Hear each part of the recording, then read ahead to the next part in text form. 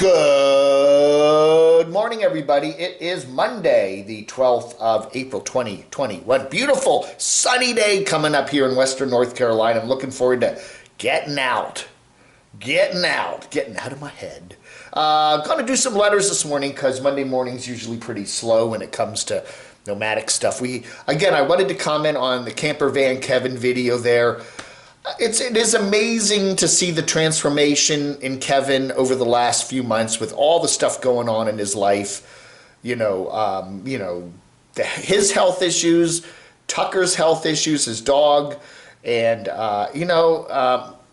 he's taking a certain path in his life, and he's realizing, and I think one of the things you got to learn about life is it's always a learning experience. If you stop learning in life, you're kind of done. You know what I'm saying? Even at 50 or 60 or 70, or as you get older, there's still things to learn and still things to discover about yourself and about life and all the challenges in your life, whether you go bankrupt, whether you get sick, whether you have a relationship breakup, whether whatever happens in your life, a hurricane hits and destroys your house, your dog gets sick. I'm just saying, it all is a learning experience and uncovers various things about life and fascinating. Life is fascinating. You got to say that. So anyway, I don't know. Just interesting. Kevin goes on a rather long discussion there in his latest video, which we did talk about yesterday, about his life and what he is learning. And I don't know. He's gotten through a lot this year so far, and it's only April. I don't know. Let's do some letters, shall we? Polly Petal says, I'm too busy at this time of the year to watch boring Nomads. Only Foresty Forest is worth watching. I've been watching boats tackling haul over inlet. Yeah, boats tackling haul over an inlet just lately, and more exciting, Dave. More exciting, Dave. More exciting than Dave. No. Again, that is the thing we're seeing right now. I don't know if it's a result of the pandemic or it's a result of just everybody kind of not doing much interesting, and a lot of channels I've been watching for 3, 4, 5 years now, they're just not doing anything interesting anymore. It's just they're cranking up the YouTube money and cranking out the content, and the content they're putting out is just boring, and it is sometimes hard to sit here and the one thing I always do that, I get halfway through a thought and then I go to something else. That's ADHD, I think. You see a YouTuber that just they're just cranking it out for whatever, I don't know, man. Yeah, I mean, this Arizona thing, we still look at the people. Look at how many people are still in Arizona, and it's April now. Come on, guys, disperse. I agree. Arizona is a beautiful state, but it's time to, there aren't, most of the country's wide open now. Get your vaccines, get out on the road, okay? That's my orders. Do interesting stuff. Go places you haven't been. It's a big country. Even people that have been nomads for 4 or 5 years and crisscross the country, there's still so many cool things to see in this country that they haven't even been, you know what I'm saying? Again, yeah. Kevin says, I drove Death Valley with Dad 40 years ago, met IRS agents at Death Valley Junction. Great trip, except for all 4 tires cracked but didn't blow out. They got new tires back in Arizona. Dad's long passed away, but thanks for reminding me of that trip. You got to be really careful in Death Valley. I mean, take a lot of water with you, way more water than you think you're going to need, and be careful. Yeah, I guess the roads are rough and rocky and stuff, and you can blow out your tires, and then what? I guess, I don't know what cell reception is like, but it's probably not very good in a good chunk of the park. What is it? They have that satellite service thing you can buy at like REIs and stuff like that. That's a good thing to have. That's a really good thing to have, especially if you're going to Death Valley, you're going to some place like, anywhere, Wyoming or something where you're going to be way off grid, or Alaska. it's, costs, it's pretty pricey, and it's like a one-use thing, but if it's an emergency thing that if you fall off a mountain and hurt your leg or something and can't walk and all alone and don't have cell reception, you can send an emergency message and your GPS location. That's a great thing to have, just have one if you're going to be driving around Death Valley, just in case. Kevin also says, we were talking about Kevin and Kevin and Kevin and Kevin. This is from Kevin, and it's about Camper Van Kevin. Dogs will bite into poisoned rats and mice, so will owls. We are losing so many beautiful owls. What happens is, again, even if Tucker did not get into some, a batch of rat poison there in the RV that Kevin bought, maybe it was hidden somewhere down under something, the dogs can still eat critters that have, mice and rats that have ingested the rat poison, which is an anticoagulant, and then the dog gets the poison, and then they have bleeding issues. So that is always a very interesting thing to watch out for. And again, we saw, I think it was Carolyn's RV Life the other day, talking about her dog, Sadie, was eating mice, or chewing on mice, and, she kind of, it wasn't a big deal, but it is a big deal, because those mice could have some of that poison in them, and that gets into the dogs. We were talking about yesterday, a woman emailed us and said that she is caring for the pet cemetery. I guess it's an informal, unofficial pet cemetery where people bury their pets, their dogs and cats, when they're in the quartzsite area there. It's supposedly on BLM land.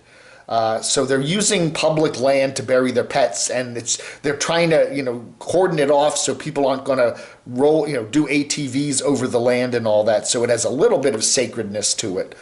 But Danny says, I don't understand that people want to make memorials on the property of others. Public lands belong to all of us, and you shouldn't do that. Buy a property and make your yard a gravesite or something. Yeah.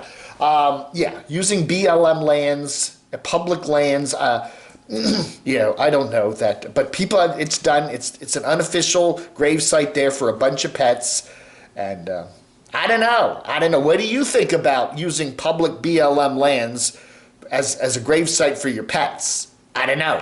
We were also talking about the other day how people burn pallets. They have those big wooden pallets and they burn them in the desert, kind of like a Burning Man kind of thing. We saw Randy the Mobile Traveler and Living Free Mike there the other day with a big burning pallet.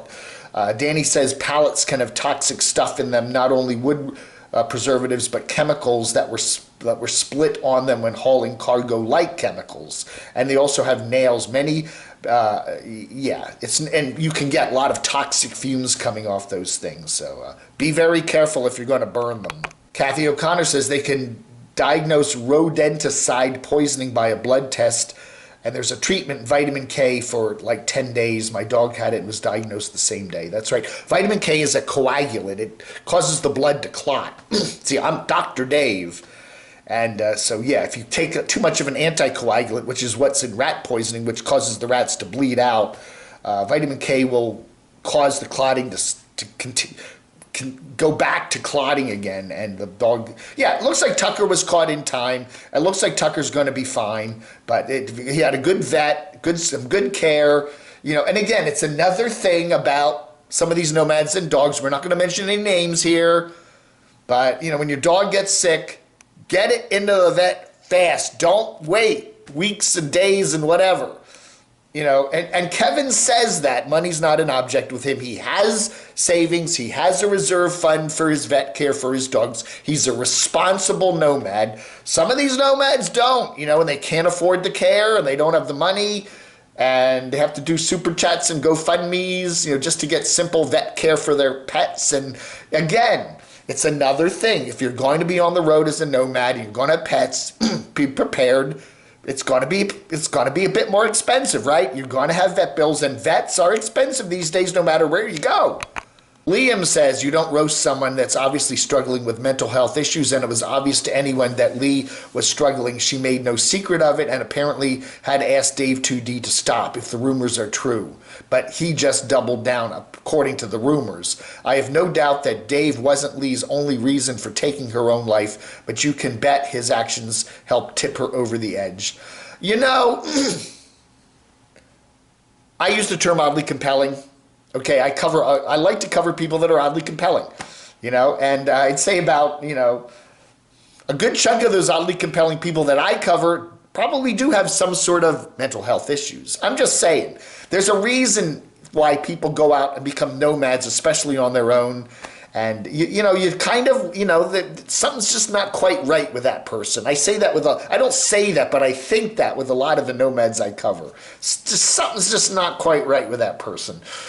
Now, it's hard to tell whether somebody, it's a mild quirk or it's a serious major issue that they're playing down. People put a version of themselves on YouTube that's not necessarily the real them. Hi, I'm happy, everything's wonderful, and yet they're not. People do a good job of acting on YouTube, and it's really hard sometimes to determine whether, okay, does this person just have a mild quirk? Are they just a little weird? Or is this something serious that they're covering up? I mean, yeah, you cover nomads, Dave roasts many nomads, and all of a sudden you stumble upon somebody who you think it's maybe just a little quirk, and it turns out to be something more serious. Again, the story we don't know here is the private channel communication between Lee and Dave. We don't know that. We don't know what messages were sent between Dave and Lee, whether there was communication there. We don't know that. That hasn't been made public. I do get back channel from a lot of nomads. Excuse me, allergies. I get back channel from a lot of nomads. Some people do and some people don't. And I've been asked to, hey, please don't cover my channel anymore. But my philosophy is if you're continuing to put stuff up on YouTube and, I don't know. If you're going to say, please don't cover my channel and I'm going to not be on YouTube anymore, I will definitely stop covering you. That's no question about that. That's it. Okay, you have suddenly stopped becoming a public persona. But if you're going to tell me or another parody channel or critical channel, please stop covering me, but I'm going to continue posting videos and I have 500,000 subscribers, I may lean back a little bit and maybe back burner you a little bit, but I'm not going to just stop covering you because you're still putting public stuff out there. You don't have, it's like a politician asking reporters, please don't cover me anymore. No, you're a public figure. And we hear from Mark that Lainey will travel, the lady that lost her RV Lulu in a fire back in early April. She's headed to Nevada to the Homes on Wheels Alliance to have her bus built out. Wow. Yeah, she did buy a bus. She did buy a big bus that has a whole bunch of seats in it, so I don't know, man. Again, yeah, but we get a couple comments that, hey, there are more people more deserving than Lainey. Lainey did raise some decent money on Patreon, on GoFundMe. So, maybe she can afford to maybe she should get Jamie and pay him a little bit of money to help build out her bus. I don't know. If she's got some money there, maybe she should seek out other ways of getting the bus built out rather than going to Homes on Wheels Alliance to have it done for free or whatever. I don't know, just interesting. All right, folks, that ought to do it for a little bit of letters here on a Monday morning. Thank you so much for watching. You have a wonderful rest of your Monday. Vlog under.